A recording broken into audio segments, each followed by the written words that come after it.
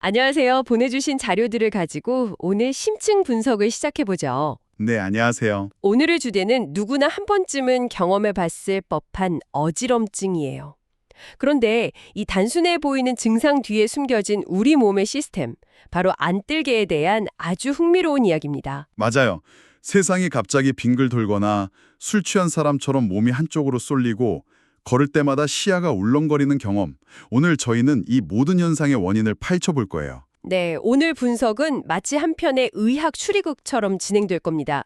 어지럽다는 단 하나의 신고가 접수됐고 용의자는 귀 안의 작은 돌멩이부터 뇌의 혈관까지 아주 다양해요. 아, 용의자가 많군요. 네, 그리고 이 사건을 해결할 결정적인 단서는 바로 눈동자의 움직임에 숨어 있다고 합니다. 이 단서를 가지고 어떻게 범인을 찾아내는지 함께 따라가 보시죠. 좋습니다. 그럼 먼저 사건 현장부터 살펴봐야겠죠? 우리 몸의 균형을 담당하는 본부, 안뜰개는 대체 어떻게 생겼을까요? 바로 그 부분부터 시작하죠. 자료를 보면 이 시스템이 우리 속귀, 즉 뇌에 있다고 나와요. 반고리관과 이석기관, 이 두 가지 핵심 부품으로 이루어져 있다고요. 맞아요. 이걸 아주 쉽게 비유하자면 우리 귀 안에 최첨단 GPS와 가속도계가 함께 들어있는 셈이에요. GPS와 가속도계요? 네, 세 개의 반고리관은 우리가 머리를 돌리거나 숙이는 모든 회전 움직임을 감지하는 GPS 역할을 하고요. 아, 회전을요. 그리고 이석기관은 우리가 엘리베이터를 타거나 차가 급출발할 때처럼 직선적인 가속도와 중력을 감지하는 가속도계인 거죠. 와, 비유가 정말 확실하게 와닿네요. 그럼 그 정보들이 실시간으로 뇌로 막 전송되는 거고요. 바로 그렇죠. 그리고 뇌는 이 정보를 받아서 두 가지 놀라운 반사작용을 자동으로 조절해요. 첫 번째가 바로 안뜰 눈반사, 영어로는 VOR이라고 하는데요. VOR이요? 이게 바로 우리가 걸어가면서도 스마트폰 메시지를 흔들림 없이 읽을 수 있는 이유예요. 아, 머리는 위아래로 움직이고 있는데도 눈은 글자에 딱 고정되어 있는 거요? 네, 맞습니다. 우리 몸에 내장된 영상 안정화 기능? 약간 짐벌 같은 거네요? 완벽한 비유예요. 그게 고장나면 일상생활이 정말 힘들어지겠죠. 그렇겠네요. 두 번째는 안뜰 척수반사, VSR인데 이건 우리 몸의 자동 자세 제어 시스템이라고 할 수 있어요. 자동 자세 제어 시스템? 네, 지하철이 갑자기 덜컹할 때 우리가 생각하기도 전에 나도 모르게 다리에 힘이 들어가고 몸이 균형을 잡잖아요. 네네, 저도 모르게 버티죠. 그게 바로 안뜰개가 척수로 직접 명령을 내려서 넘어지지 않게 막아주는 그 찰나의 반응인 거예요. 정말 정교한 시스템이네요. 그렇다면 이 완벽해 보이는 시스템의 어느 부분에서 가장 고장이 잘 나는 건가요? 자료에서 가장 먼저 그리고 가장 흔하게 꼽는 원인이 있던데요. 네, 이제 본격적으로 용의선상에 오른 질환들을 살펴볼 차례네요. 가장 흔한 범위는 바로 양성 발작성 체위성 어지럼, 줄여서 BPBB라고 부릅니다. 잠깐만요. 이 BPBB의 원인을 보니까 정말 의외예요. 무슨 심각한 신경계 질병이 아니라 말 그대로 이석기관에 붙어 있어야 할 아주 작은 칼슘 돌멩이가 네, 그렇죠. 그게 떨어져 나와서 회전을 감지하는 반고리관 안으로 굴러다니는 물리적인 문제라는 거잖아요. 맞아요. 이건 염증이나 퇴행성 질환이라기보다는 순수한 기계적인 결함이죠. 상상해보세요. 회전을 감지해야 하는 아주 민감한 센서 안에 돌멩이가 굴러다니면서 엉뚱한 신호를 계속 만들어내는 거예요. 아, 그러니까 증상도 아주 특징적이겠네요.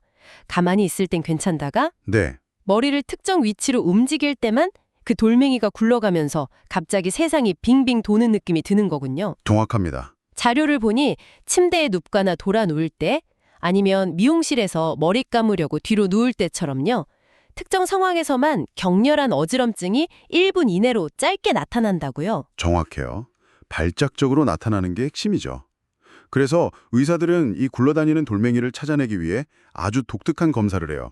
바로 딕스 홀파이크 검사라는 건데요. 이름도 특이하네요. 대체 어떻게 하는 검사죠? 이건 일부러 그 돌멩이를 문제의 반고리관 끝으로 굴려보내서 증상이 정말 나타나는지 확인하는 일종의 현장 검증 같은 거예요. 아, 현장 검증이에요? 네, 환자를 침대에 앉히고 고개를 한쪽으로 45도 돌린 상태에서 빠르게 뒤로 눕혀서 증상을 유발시키는 거죠. 듣기만 해도 굉장히 어지러울 것 같은데요. 환자 입장에서는 일부러 증상을 유발시킨다는 게 좀 힘들 수도 있겠어요. 네, 환자분들은 힘들어하시죠. 하지만 이 검사를 통해 어느 쪽 귀, 3개의 방고리관 중 어느 관에 돌멩이가 들어갔는지 90% 이상 정확하게 찾아낼 수 있어요. 아, 그렇게 정확하게요? 네, 범인이 특정되면 그 돌멩이를 원래 자리로 되돌려 놓는 이석정복술이라는 간단한 물리치료만으로 극적인 호전을 보이는 경우가 많습니다. 와, 정말 드라마틱하죠? 문제니까 기계적으로 해결하는 셈이네요. 알겠습니다. 그럼 첫 번째 용의자는 굴러다니는 돌멩이였고요. 두 번째 용의자는 뭔가요? 이건 감염이나 염증과 관련이 있어 보이는데요. 네, 두 번째 용의자는 안뜰신경염이에요. 이건 바이러스 감염 같은 이유로 한쪽 안뜰신경에 갑자기 염증이 생겨서 기능이 마비되는 병이에요. 비유하자면 양쪽에서 팽팽하게 균형을 잡고 있던 줄다리기 줄 중 하나가 갑자기 툭 끊어져 버린 상태라고 할 수 있어요. 아, 한쪽 시스템이 완전히 꺼져버리는 거군요. 그러면 뇌는 엄청난 혼란에 빠지겠네요. 그렇죠. 뇌는 양쪽 귀에서 오는 신호의 균형을 통해 평형을 유지하는데 한쪽 신호가 갑자기 0이 되어버리니까요. 뇌가 어느 쪽이 위고 아래인지 전혀 알 수 없게 되는 거예요. 아, 그래서 비피비비처럼 잠깐 어지럽고 마는 게 아니라 며칠 동안 가만히 누워 있어도 세상이 계속 빙빙 돌고 구토가 멈추지 않는 극심한 증상이 지속적으로 나타나는 게 특징이죠. 그리고 자료를 보니 중요한 단서가 하나 더 있네요. 안뜰신경염은 청력에는 전혀 문제가 없다고요. 균형 감각 신경에만 문제가 생기는 거군요. 맞습니다. 그 점이 세 번째 용의자인 메니에르 병과의 중요한 차이점이에요. 메니에르 병은 속귀 안을 채우고 있는 내림프액이라는 액체의 압력이 비정상적으로 높아져서 생기는 병이거든요. 아, 압력이요. 네, 귀에 고혈압이 생긴 것 같다고 생각하면 쉬워요. 압력이 높아지면 주변 구조물들을 다 누를 테니 균형기관뿐만 아니라 청각기관까지 같이 영향을 받겠네요. 바로 그거예요. 그래서 메니에르 병의 진단 기준은 아주 명확해요. 첫째, 20분에서 12시간까지 지속되는 어지러운 발작이 2번 이상 반복되어야 하고요. 네? 둘째, 청력 검사에서 특히 저주파수 영역의 청력 저하가 확인되어야 해요. 뻑한 느낌이나 삐 하는 이명, 즉 귀울림이 동반되죠. 이 세 가지가 한 세트로 나타나요. 그런데 이 병은 발작이 없을 땐 또 정상처럼 보일 수 있어서 진단이 까다롭겠어요. 의사가 마치 역사가처럼 환자가 과거에 겪었던 증상들을 꼼꼼하게 듣고 조합해서 진단해야 하는 거네요. 맞아요. 그래서 환자 본인이 언제, 얼마나 오래, 어떤 증상과 함께 어지러웠는지를 정확히 기억하고 설명하는 것이 진단의 핵심 열쇠가 됩니다.